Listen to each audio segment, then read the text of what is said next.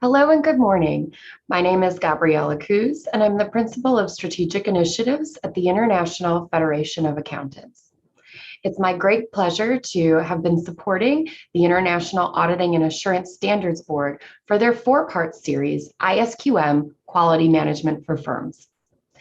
Today is the third of this four-part series and focuses on what's new for firms' monitoring and remediation processes.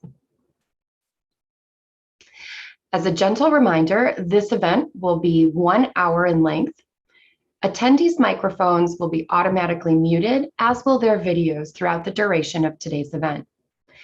If you cannot stay on the whole time, this presentation is being recorded for your viewing.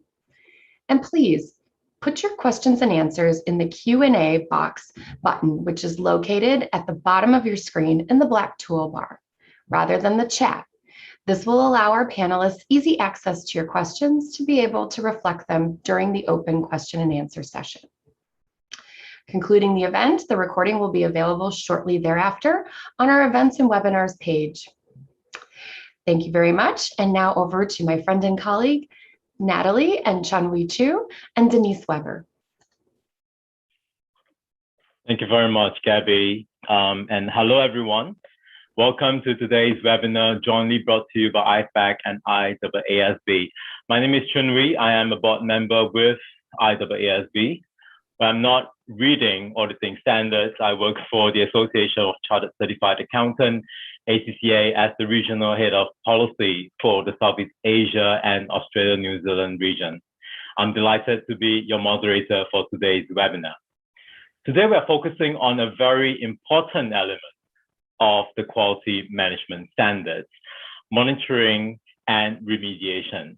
Now, one of the key goals of the new QM standard is to drive a more proactive approach to managing quality. The environments in which the firms are operating are continually changing, and so firms have to be quick to respond to ensure that quality is not at risk of being compromised. So proactivity and adaptability are therefore crucially important. Now, let me set today's webinar in the context of the first two webinars that we have already gone through. In our first webinar of the series, we discussed the firm's risk assessment process. And the risk assessment process is one of the mechanisms within ISQM 1 that embeds that proactivity that I've just referred to, as it drives firms to think about what could go wrong and what to put in place to prevent things from going wrong. Now, even though you have a process designed to prevent things from going wrong, no system is perfect. And as a result, it is important that the firm also detects when things do go wrong so that the firm can react and rectify the situation. In our first webinar, we explained that ISQM comprises a number of components and requirements. Among the 8 components in ISQM 1, 2 of them are processes, the firm's risk assessment process and the monitoring and remediation process. The risk assessment process is the mechanism used to design the system.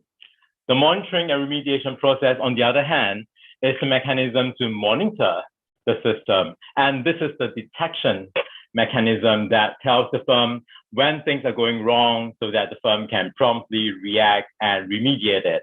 And we will be focusing on this process in our webinar today. In our second webinar last week, we looked at resources. Now, resources are obviously necessary for engagement performance, but resources are also necessary for operating the system of quality management. So monitoring and remediation is one part of that operation. You need to therefore think about the people, you need to think about the tools that are essential to the proper functioning of the monitoring and remediation process.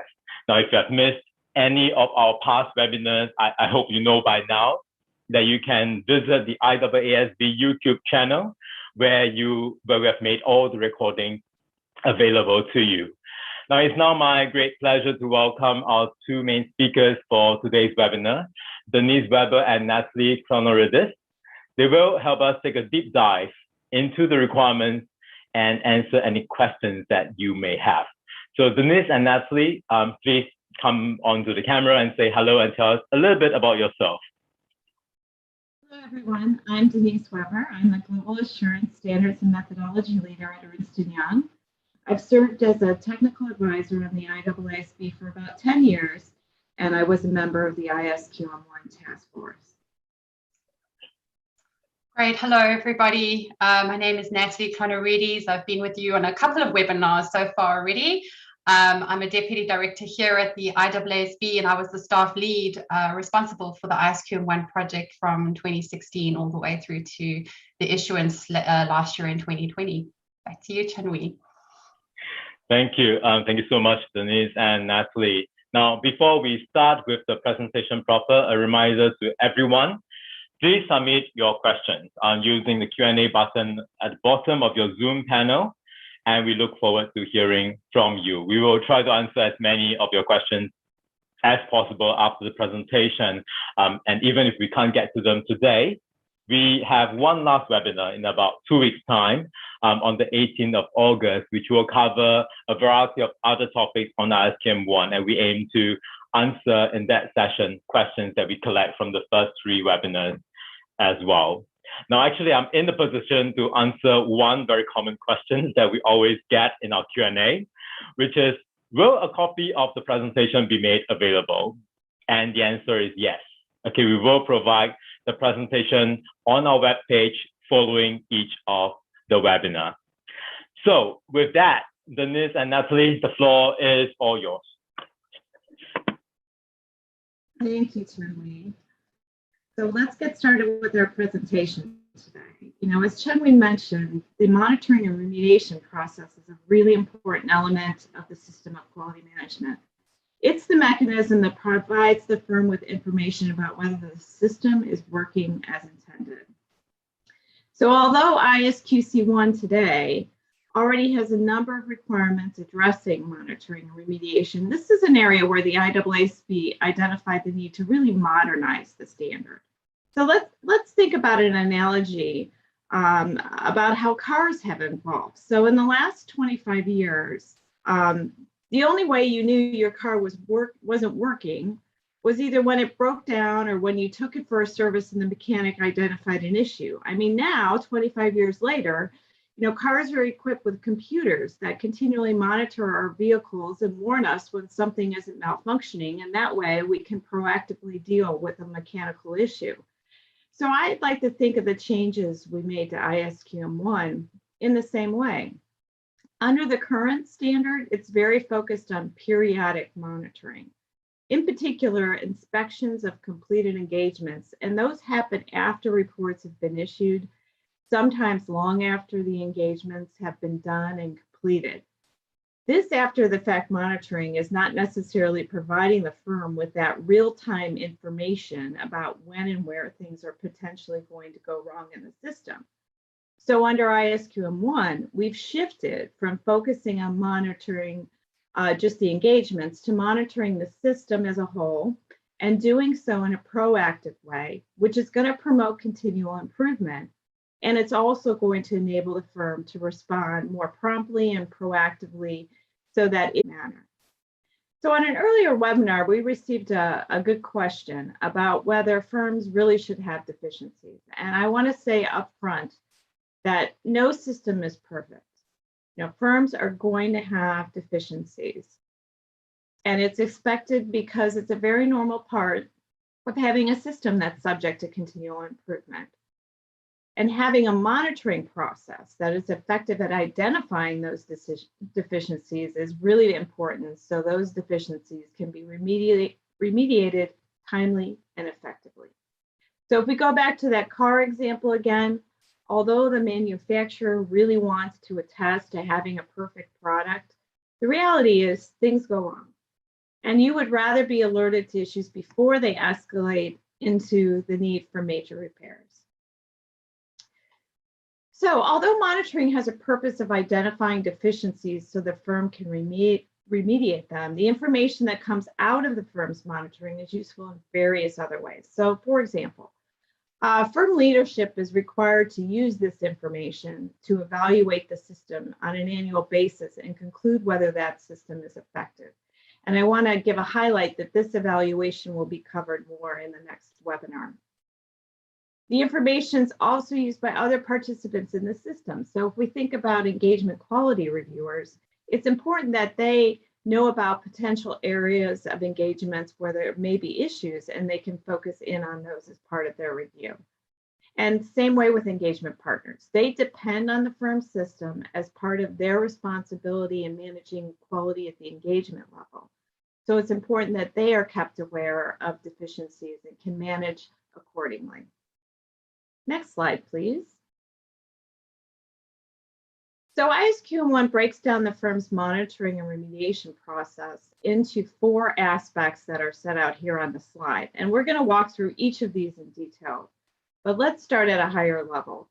So although these 4 aspects appear here sequentially, what's very important is that these are not viewed to be a linear process. Monitoring and remediation is intended to be very interactive and a very integrated process. You know, it's very similar to how you would approach an audit. You do the audit procedures, you evaluate the results, you realize, oh, maybe I need to do some more work or get a little bit more evidence here. So you go back, adjust your procedures, update the design of those, gather more evidence until you're comfortable you have enough information to conclude.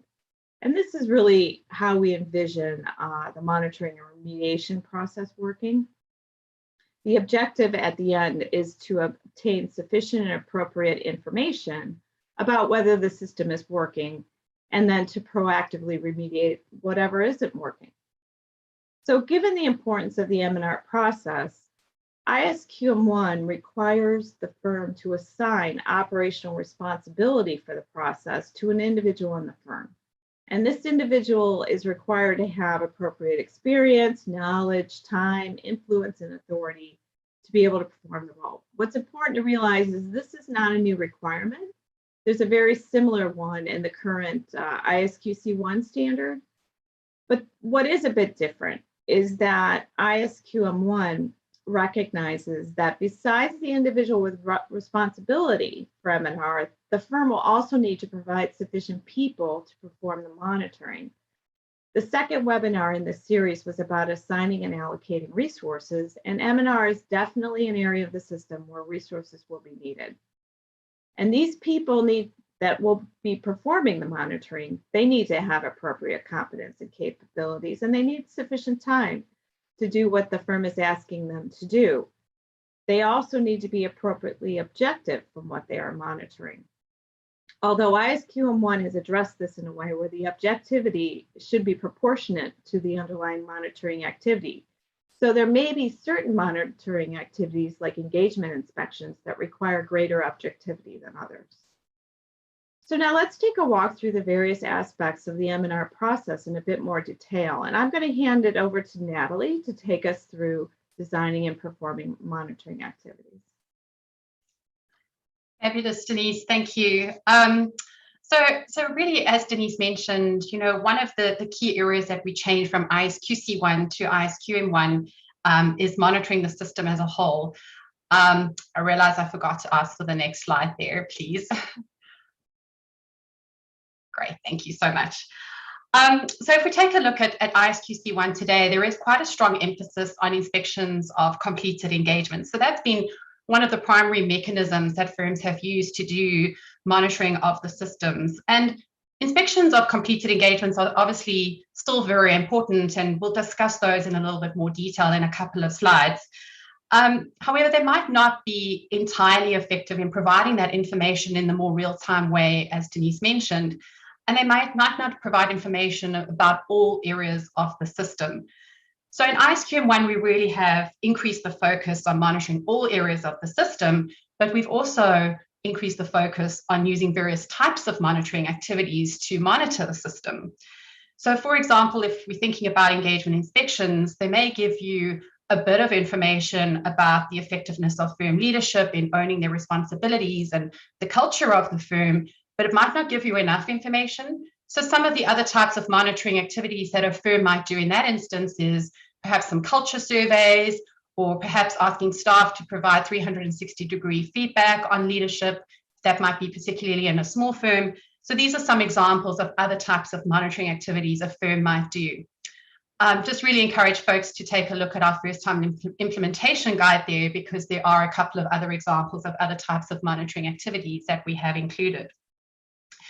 So monitoring may include ongoing and periodic monitoring activities, and we don't actually require that firms have both of these in their system, but having a combination of these ongoing and periodic monitoring activities can actually be a really effective way to monitor the system. So if we go back to Denise's car analogy again, and if we think about the ongoing monitoring activities that are built into the vehicle that warn you immediately when something is wrong, and that's very important. But in addition to that, it's also important that the car goes in for a service every 15,000 kilometers to confirm that actually everything is working as intended. So what this really demonstrates is that it may not be adequate to rely on those periodic monitoring activities. Those built-in mechanisms are very important. On the other hand, those periodic monitoring activities do still serve a very important function in terms of making sure that the system is working as intended, and even that the built-in monitoring activities themselves are actually working. So when we talk about monitoring the system as a whole, we do really mean all areas of the system.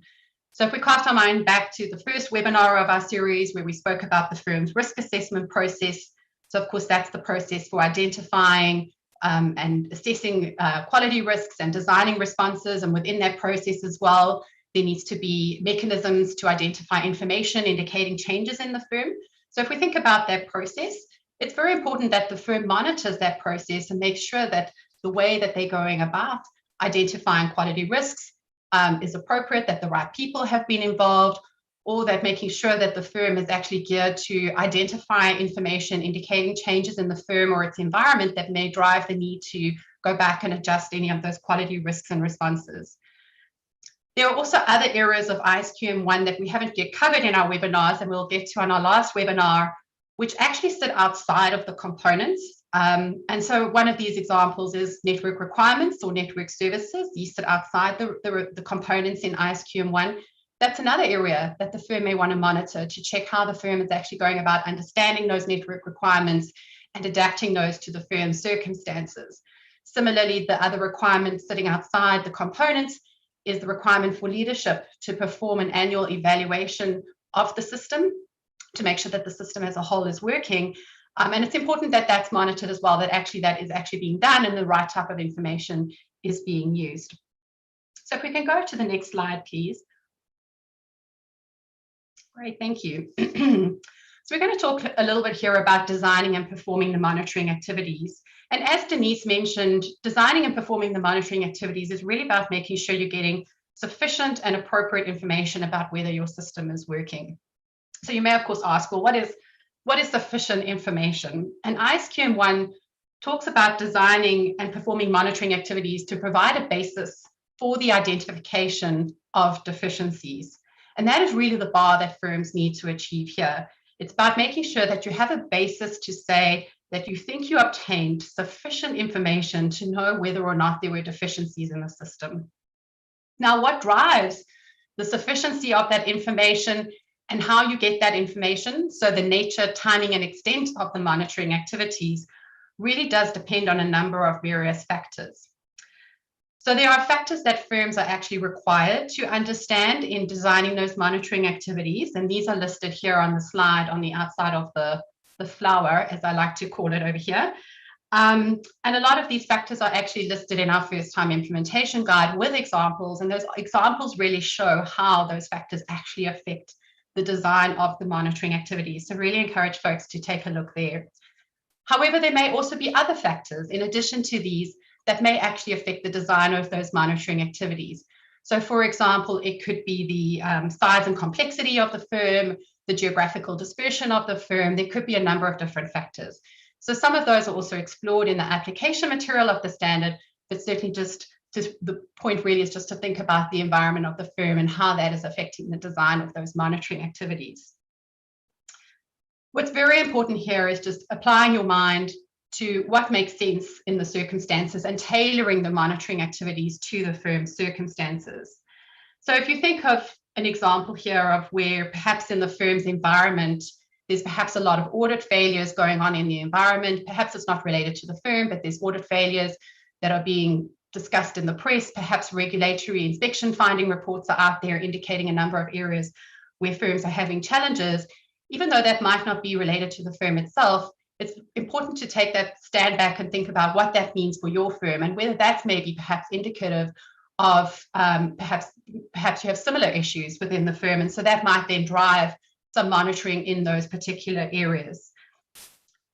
But really important here is that firms scale the monitoring activities to their circumstances.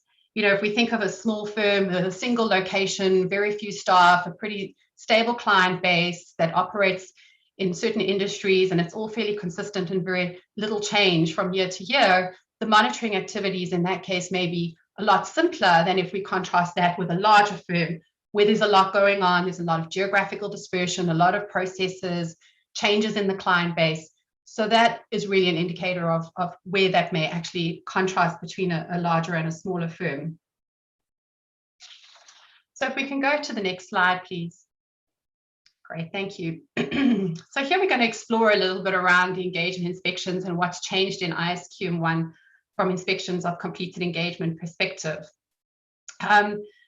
As I mentioned at the beginning, obviously inspections of engagements is still something that's very, very important if we think about those periodic and ongoing monitoring activities. Of course, inspections of engagements can actually provide a wealth of information about the system. So very obviously, they can provide information about whether the policies or procedures of the firm are actually being followed by the engagement team and other folks in the firm. But these inspections can also provide information about other aspects of the system. So it can provide information about whether information and communication is working. It can provide information about the culture of the firm and the resources of the firm and so on. And although this requirement actually exists in ISQC 1 today, it has been adjusted in a number of different ways. So firstly, the requirement has been shifted to focus on selecting a combination of engagements and engagement partners.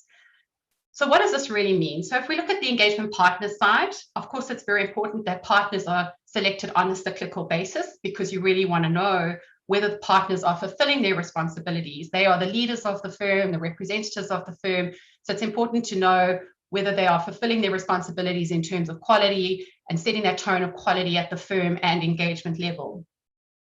However, there may be engagements that need to be selected irrespective of who the partner is and when the partner was last selected in the cycle. So if you're thinking back to the example we had where we had the audit failures in the press, perhaps those audit failures are in a particular industry and the firm might stand back and think, well, perhaps we need to check our engagements in those industries and do some monitoring there. So that might be an example of where you pick an engagement irrespective of when the partner was last selected for inspection. But it's really here, what's very important here is just finding that right balance in terms of selecting the engagements and the engagement partners, taking into account the partner's portfolio, the firm's overall portfolio of engagements. Of course, also making sure that there's a right balance in terms of, you know, large and smaller engagements across the firm and just making sure that the firm is getting that information to provide the basis for whether the system is actually working. Another change that we've made to the requirement over here is to specify a couple of other things that may actually affect the firm's judgment in making the selection of engagements for inspection. And the change here recognizes essentially two new factors that drive that. So the first is the factors that affect the design of all monitoring activities. So these are the factors that we spoke about on the previous slide around changes in the firm and how the responses are designed and so on. So those factors also might affect which engagements and engagement partners get selected. So if we think of an example here, and I'm going to pick changes in the firm, and we've of course very recently just released on exposure our audits of less complex entities standard for comment. So if we cast our minds down the line to if that standard comes into effect and firms are implementing that, that would drive a change in the firm's methodology for those particular engagements where that standard is being used. Of course, that's a change in the system because it's a change in a methodology. So that may drive the selection of engagements in that particular year with the firm focusing on those engagements, which would be less complex engagements that are using that methodology. The second factor that affects the selection of engagements and engagement partners and might drive what that selection looks like is other monitoring activities that the firm has undertaken, which may give you information about particular partners that you may want to select or engagements that you may want to focus on. What's also very important here is that these factors also drive what the inspection looks at when the inspection is actually being done. And what the inspection looks like is really dependent on what it is that the firm is trying to monitor through the inspections. So for example, if you have performed some other monitoring activities and you've identified there's an area, identified perhaps that consultations are not being undertaken by engagement teams, you may want to then, when you're doing your inspections of completed engagements, you may want to go and focus on whether the engagement team actually did consult on particular matters where they should have consulted. So that might be a piece of information that might drive what that actual inspection focuses on. So Denise, I think that covers the design of the monitoring activities. So I'll hand back over to you to take us through the rest. All right, thanks, Natalie. Next slide, please. So let's move on to the next aspect of the M&R process, and that is addressing how to deal with the information gathered from the monitoring activities and to be able to identify and evaluate the deficiencies. So starting with, although current ISQC1 touches on the evaluating the effect of deficiencies, this is an area where we have introduced a lot of new material. So we're going to spend some time walking through this in detail. And most of that material centers around a new framework that we've introduced, and it uses a filtering mechanism that starts with accumulating information from the monitoring activities, as well as external inspections and other sources, then evaluating that information to identify deficiencies, and then a final step is to further evaluate the severity and pervasiveness of the deficiencies. So why did we do this? Why is this framework and filtering mechanism so important? Well, I'll start by saying monitoring is going to generate a lot of information about the system, but not every piece of information needs to have a response. And that's because not every piece of information is indicative that there's something wrong in the system, especially if you think of findings that may be isolated or specific to individual engagements. So it's important that the firm takes time to understand the information it's gathered and then takes more time to analyze it to work out where are those deficiencies in the system. And then once the firm finds those deficiencies, it's important to understand how severe or pervasive are those deficiencies, because that's going to affect when or how the firm is going to respond to them. So let's go back to our car analogy. So depending on the warning system you receive when you're driving down the road, your response might be different, right? So there may be some that you know, this is serious, I need to go straight to the mechanic before I break down, or other times you know, well, that's a maintenance reminder and I can carry on driving for a while and I just need to go make an appointment. And that's the way the firm should think about the information it's gathering, really filtering it down to identify what needs immediate response versus what needs perhaps a different approach. So on the slide you see in front of here, which I realize is quite a busy slide, so we'll be sure to break it down in detail. We've showed this new framework and we want to walk through the steps. So the first step, very top, is findings. Now findings is a new term we have defined in ISQM 1, and these are essentially the information the firm has gathered that indicates something in the system wasn't working as it should. And what's important to know, though, from these monitoring activities is that the firm may also gather information about what is working well in the system. And that's valuable information. And the firm should pay attention to that as well, because that can help them understand, well, where is the system working well and why is that?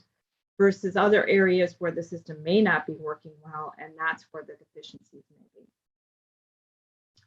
Moving on to the next step in the process, and that's to evaluate the findings to determine the deficiencies. And in working out whether a finding is a deficiency, you're going to have to take a look at the definition of deficiency, which is laid out here in the green boxes across the slide. And these green boxes, they align to how the system would be designed. So if you look into the definition here, you're going to see references to quality objectives, quality risk, and responses as being areas of potential deficiencies. So ISQM1 in this definition is going to explain the threshold for identifying deficiencies for each of these categories. So let's take an example. If we talk about the threshold of a deficiency in relation to a response, that is when a response does not reduce to an acceptably low level the likelihood of a quality risk occurring. So in other words, the response isn't working. The quality risk is still occurring. And if a quality risk is occurring, that means a quality objective may not be achieved. In the very far right, you'll see a green box that refers to other aspects of the system. And I think Natalie touched on some of these as well as Chun, but just to summarize what these are, first of all, these include the two components of the system that are processes. So that's the firm's risk assessment process and the M&R process. And other aspects also include the other requirements in ISQM1 that are not specific to components. They're still part of the system and they need to be monitored though. So for example, I think Natalie mentioned that there are requirements dealing with network requirements and services. So for firms that are in a network and have to use those requirements, they would also need to monitor those. So we move to the last step. Once the firm has worked out whether the findings are deficiencies, the firm is now at the stage where they need to evaluate the severity and pervasiveness of those deficiencies. And this evaluation is going to drive many things, especially, as I mentioned, the urgency of remediation. And it also has further ramifications for the overall evaluation of the system and whether it's effective. So although the notion of evaluating whether deficiencies are more pervasive or significant was addressed in ISQC1, this has changed quite a bit in ISQM1. And one particular piece that is new here is the requirement to investigate the root cause of the deficiency. Now, root cause analysis is something I'm sure many of you have heard of. It's become more prevalent over the last several years across the profession, and it has been beneficial to firms to improve their systems of quality management. And there's a couple reasons why. I mean, first of all, performing a root cause analysis is going to reveal the underlying cause of the deficiency. So not just the symptoms of the problem, but the actual problem itself. And knowing the actual problem is going to allow the firm to really understand severity and pervasiveness. And it's also going to help the firm properly remediate the deficiency. But I want to make sure it's clear that, the intention here is that root cause analysis does not always have to involve a rigorous, burdensome process, because we know that's a concern that was raised as we were introducing this requirement. But sometimes it can be quite obvious what a root cause of a problem is without undertaking much work effort, and then the firm can go forward to remediate that. All right, well, let's move on to the next slide then, which is about responding to the deficiencies. As we just discussed, we've now determined the severity and pervasiveness of the deficiencies, and now we need to go ahead and start designing remedial actions. So this is also an area where we change quite a bit in ISQM1, but the overall approach is still focused on fixing the underlying cause, so using that root cause analysis. So new to this standard, I want to point out that person that I mentioned earlier that's assigned operational responsibility for the M&R process also has a responsibility to evaluate the remedial actions. And there's two pieces to this responsibility, because sometimes it may take a bit of time for remedial actions to fully work through the system. So if we break it down, the individual first needs to make sure that the remedial actions are appropriately designed and implemented. So this is going to be an immediate evaluation undertaken as soon as the actions are actually put into place. And then there'll be a follow-up later to make sure that those remedial actions have actually been effective. So this is checking in after the fact to see if they've worked through the system and they're working as intended. And if they aren't, if those remedial actions aren't working, then this individual has to go back and think about, okay, well, what adjustments do we need to make? What different actions should we take to remediate these deficiencies? So what's also important to realize is that besides the deficiencies in the system, the monitoring activities may have revealed issues on actual engagements where procedures were omitted or the report that was issued was inappropriate. And so the firm still needs to remediate those engagements. That's a requirement that's in ISQC 1 today that has just been carried over to ISQM 1.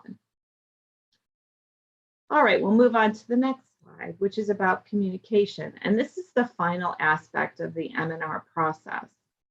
So ISQC 1 includes requirements for communication of matters related to monitoring. And there are a lot of similarities here between ISQC 1 and ISQM 1, but there are really two key enhancements, and that's what I want to focus on. And the first one is the responsibility for communication with firm leadership. And so there's now this requirement for direct communication by the person who's in charge of the monitoring and remediation process to the person who has overall responsibility for the system, which is going to be somebody at the top of firm leadership. And this is going to create an open channel of communication to make sure that firm leadership is fully informed of what is going on. But I'll point out, in smaller firms, the standard does recognize that the person with responsibility for M&R might be the same person who has overall responsibility for the system. So then you don't really need this formality of the channel of communication. Besides that, the standard maintains the responsibility for the firm to communicate the results of its monitoring activities to other people in the firm. And this person in charge of monitoring is probably going to be overseeing that as well. And those are communications to engagement partners, engagement teams, and others involved in the system. What ISQM 1 has clarified, though, is that the nature and extent of communication that goes to all those other individuals needs to be tailored, because what you want to do is make sure those communications are in a manner or format that allows people to react to them, and to be able to take that information into account in their engagements, in their specific duties with the system of quality management. So the detail here is going to probably vary based on the audience of those communications. So the second key enhancement is related to the frequency of communication. In ISQC 1, the communication requirement was limited to being undertaken at least annually. We've moved away from this annual communication, and we focused instead on communication in a timely manner. And the reason for this is thinking back to the importance of being proactive in managing the system, and also the fact that some deficiencies have a greater urgency than others. So of course that means the communication has greater urgency at certain times. And this is going to allow the firm to communicate the right information to the right people at the right time. So this brings me to the end of our presentation on the M&R process, and I'm going to toss it back here to Chun for any questions you may have. Thank you very much, Denise, and thank you very much, Natalie, as well. I think that's great, engaging presentations there. And I really particularly enjoyed the car warning system analogy. A big thank you to our participants as well for submitting your questions on the Q&A panel. I was just trying my best to digest them as Denise and Natalie were presenting.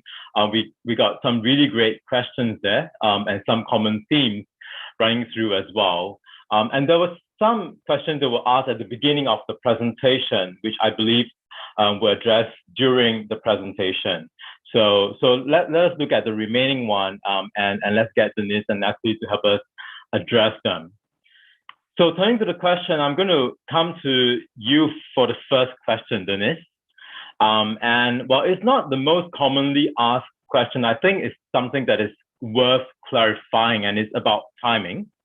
If a deficiency is identified in the system, how much time does the firm have to remediate the deficiency? And also, I think coupled with that, will the identified deficiency be held against the firm? So Denise, over to you. Sure. Well, ISQM 1 does not specify a time period for remediation of deficiencies. And that's deliberate, I would say, but it does say that all deficiencies need a response. And that's just part of that continual improvement to the system. So I guess to answer this question, I would think back to the framework that we just walked through for identifying and evaluating deficiencies. And there's that last step where you focus on severity and pervasiveness. And that step is how you're going to figure out how urgent is that response going to be. And then what we're trying to encourage is the firm take action on a timely basis based on the nature of the deficiency there is. The one thing I might come back to, and I briefly said this, but maybe we can talk about this a bit more, is that remedial actions can take time to take effect. And sometimes the firm will understand there's a deficiency here, and they might want to put into place a temporary measure until they can fully fix the issue. So an example I can think of is, say it's discovered that there's a programming error in the audit tool. And sometimes, as we know with software, it takes a little bit of time to fix programming. So maybe what the firm might do is say, okay, in the meantime, engagement teams need to use this supplemental form to address the issue, and then later the programming can be fixed. I guess the other thing to think about, and I know this is going to be a topic on the next webinar, is leadership needs to do an evaluation of the system. So as part of that evaluation, they're going to have to take into account what are the deficiencies, where are we in the process of remediating them, and is the system functioning as it should. So usually leading up to that evaluation, want to make sure that all those deficiencies are analyzed and remedial actions are identified. Thank you, Denise. I think that's a great response, and the linkage to the leadership evaluation of the effectiveness, which, as you said, we will cover in the next webinar. And you mentioned a little bit the proactiveness, proactivity, and continual improvement, and it's just prompted a thought in me. And Natalie, I'm going to come to you for this next piece. One strand of conversation that the board had as we were developing the standard, as we were progressing the standard, was around positive findings from the monitoring process. And I know that we had a little bit of discussion in the ED, we had mixed views from the feedback to the ED. In the end, we did not have any explicit requirements on that in ISQM 1, but given all the conversations that we've had about how valuable they are and how valuable they can be, Natalie, perhaps it's worth just sharing a little bit with our audience about where we landed on that. Yeah, sure, Chun, and I think we refer to them as positive outcomes in ISQM 1. So I think, as you mentioned, they're not in the requirements. We never landed up with them in the requirements, but they certainly are mentioned in the application material. And really, kind of, I'd say there's a couple of ways to look at these positive outcomes. And the first way that we spoke about as we developed the standard was obviously it's very valuable information, and obviously it's very nice to know that things are going right. But it's really about thinking about what that information is telling you. So it could be telling you, for example, that obviously where engagements are getting things right, it's about understanding why did those engagement teams do things so well, and then whether that can be replicated across all other engagements in the firm. So that's one lens to look at that type of information. The other lens to look at it through is when you're doing a root cause analysis. As we were developing the standard, we heard it's actually very helpful, because what firms can do is contrast engagements that got it right with the engagements that perhaps didn't do so well, and really understanding what were those different circumstances, and that might actually help pinpoint the root cause there. So I think just a word of encouragement is, with monitoring activities, is look at the information you're getting from them and think about what it's telling you, whether that information is positive or negative. But as you mentioned, Chun-Wee, it's not in the requirements, it's application material. Thank you, Natalie. And you talk about root cause analysis, and this is obviously an area of concern for a lot of smaller firms, and we get that feedback quite a lot. I think the worries is around having, the perception that you have to put in place what looks like a very rigorous, very intense, very official kind of process. And we have a few questions that really speak to that concern from the audience here. So Denise, let me come to you for that. You covered root cause analysis briefly in your presentation. So can you help us understand more? And specifically, maybe you could help explain how a smaller, less complex firm are expected to go about doing a root cause analysis. Sure, Chun-Wee. I understand this new requirement about root cause analysis has certainly created some anxiety out there because it can be quite complex and cumbersome. But I think it's real. I'll just touch on again. ISQM 1 fully intends for this root cause analysis to be scalable.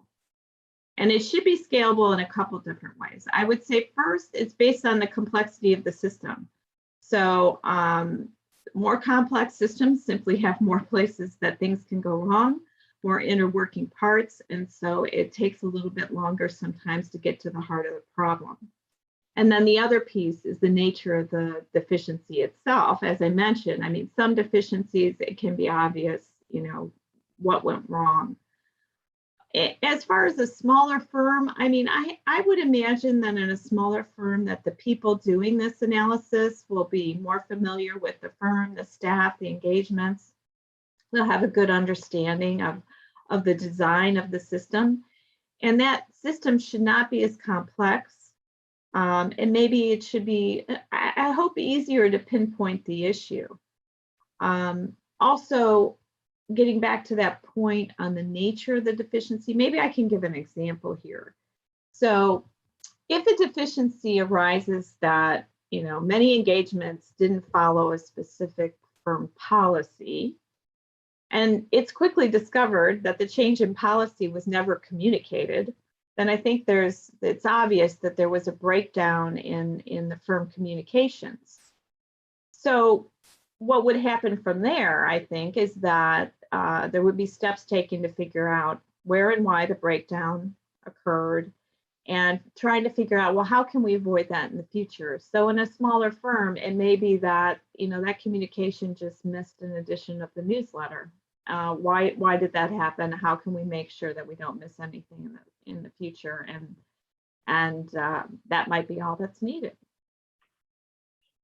And I think that's a very practical example there, and I hope it's reassuring to hear that it need not be complicated. So thanks for that, Denise.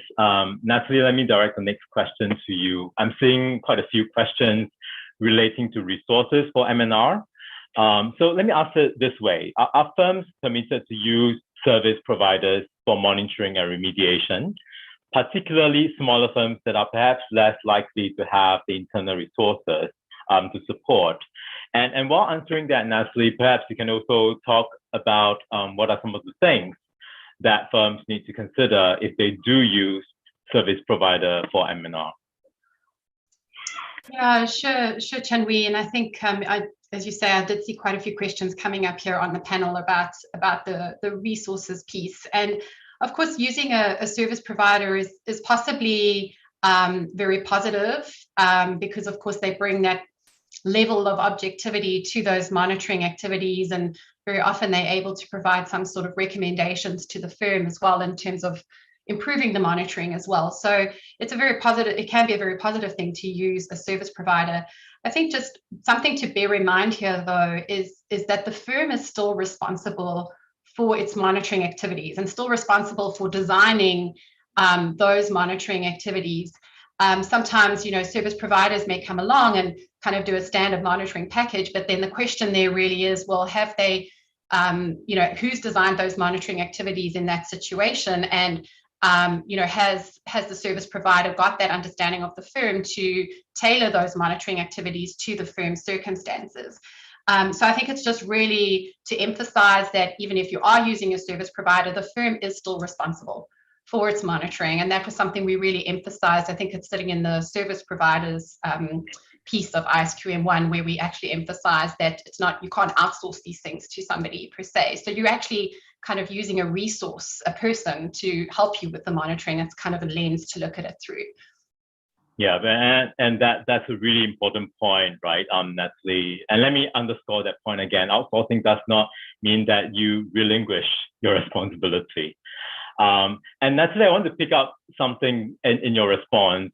You mentioned something about engaging service providers being beneficial because they are more objective. And we actually have quite a number of questions on that. Are we setting up an expectation then for smaller firms to engage service providers to do their monitoring? Yeah, and it's quite, yeah, that's an interesting question. And I think we've touched on it throughout the webinar in terms of when we also linked back to the previous webinars that we did on resources. So of course, if we look at it from the resources perspective, in that component, it obviously just talks about the firm having, that the people assigned to do activities within the system need to have that competence and capabilities and sufficient time to perform the functions that they are assigned to. So that's in the resources component.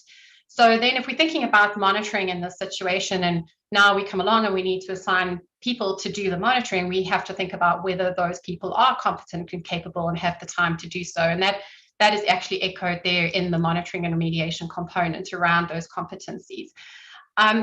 Obviously, as Denise touched on as well, there's the piece about the objectivity piece as well. So ISQM 1 in the requirement does require that the firm establish policies or procedures to address the objectivity of the individuals performing the monitoring activities. And there's some more rigorous requirements when it comes to inspections of completed engagements that have been carried forward from the extant standard today.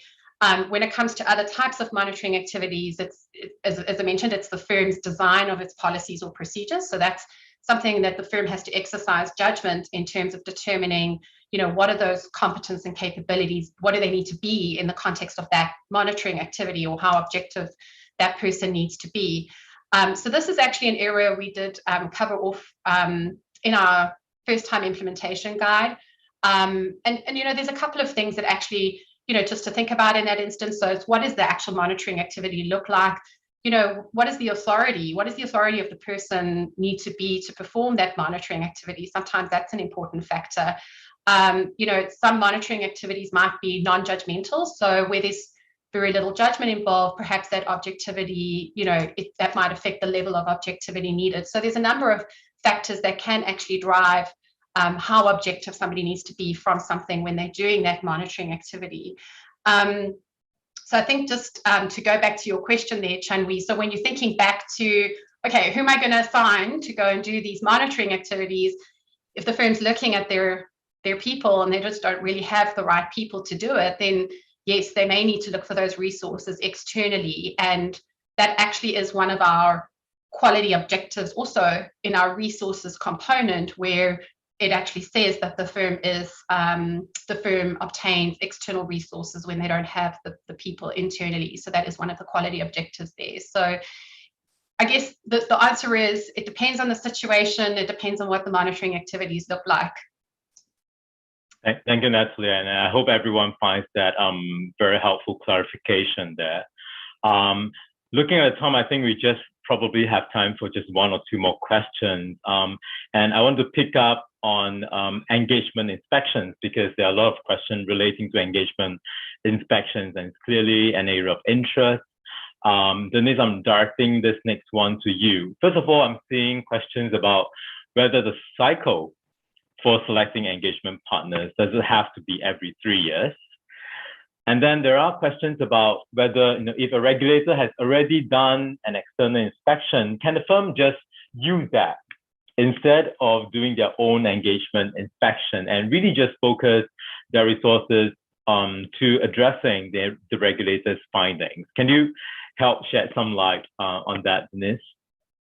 All right, Chun-Li, I will try. So I'll start with, I think, the first part of your question about the 3-year cycle. So the 3-year cycle was in the existing ISQC1. It sat in the application material as an example.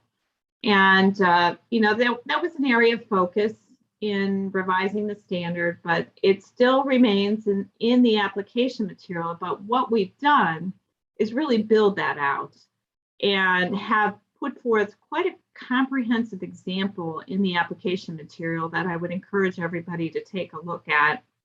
And this is all around what Natalie was talking about earlier about balancing the selection of engagements and the selection of engagement partners, and, you know, trying to focus on more of a risk-based approach to some extent, but also determining what the right cycle is for the partners. And, you know, I think what's important to know is that, you know, the firm is required to determine what makes sense based on their nature and circumstances. So they're going to have to look across the engagement portfolio, how they allocate engagements to partners, and determine, you know, what is the best policy, I will say, for them, and set out whatever these cycles are in their policies.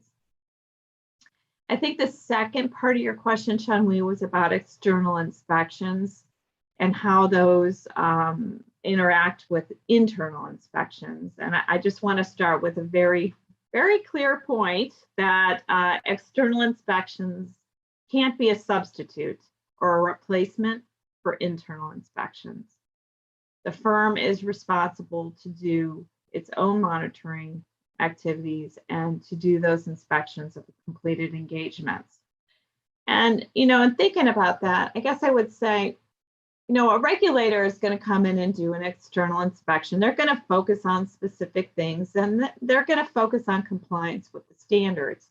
That's a little bit different lens and purpose of what the firm should be doing with an internal inspection, where the firm should be designing that inspection based on the design of its system, and should be using that inspection to take into account, you know, all the policies and procedures it's set, and whether engagements are complying with those, or, you know, where the issues are in the system. So it's two different perspectives here.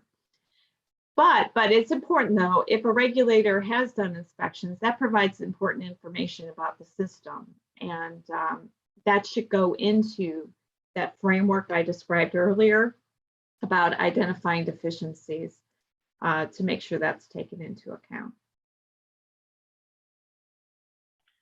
Thank you, Denise. I think we actually are running out of time, but I'm quite keen to just squeeze in one last question.